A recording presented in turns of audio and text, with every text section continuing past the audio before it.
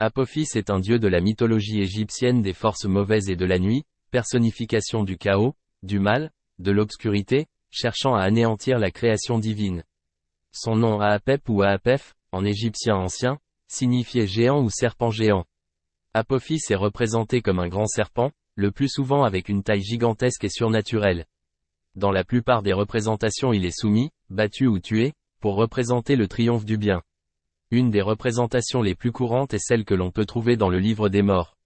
Le livre des morts des anciens Égyptiens a pour véritable titre, à l'époque de l'Égypte antique, livre pour sortir au jour.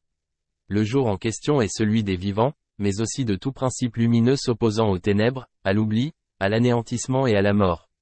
Dans cette perspective, le défunt égyptien cherche à voyager dans la barque du dieu soleil Ré et à traverser le royaume d'Osiris, version nocturne du soleil diurne en cours de régénération.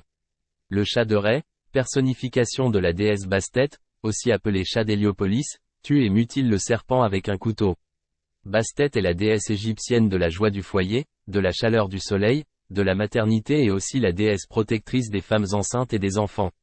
Cependant, elle prend l'aspect d'une lionne guerrière inspirée des déesses dangereuses et elle est associée à l'instrument de vengeance du dieu du soleil.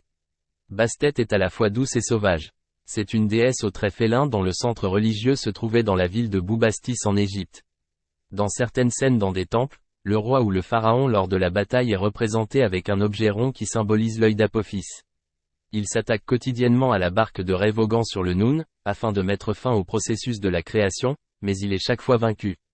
Chaque lever du soleil marquait ainsi la victoire de Ré sur Apophis. Ré était aidé pour repousser Apophis par d'autres divinités, Seth était désigné par Ré pour défendre la barque divine à l'aide d'un harpon, Isis, à l'avant de la barque solaire, utilisait ses pouvoirs pour priver Apophis de ses sens dans le but de le désorienter, ce qui permettait au chat de Ré, personnification de la déesse Bastet, de décapiter le serpent. Dans des rites destinés à repousser Apophis et les autres puissances nuisibles, des petites figurines sur lesquelles était gravé le nom d'Apophis étaient jetées au feu. On trouve fréquemment des images d'Apophis ligotées et transpercées de flèches.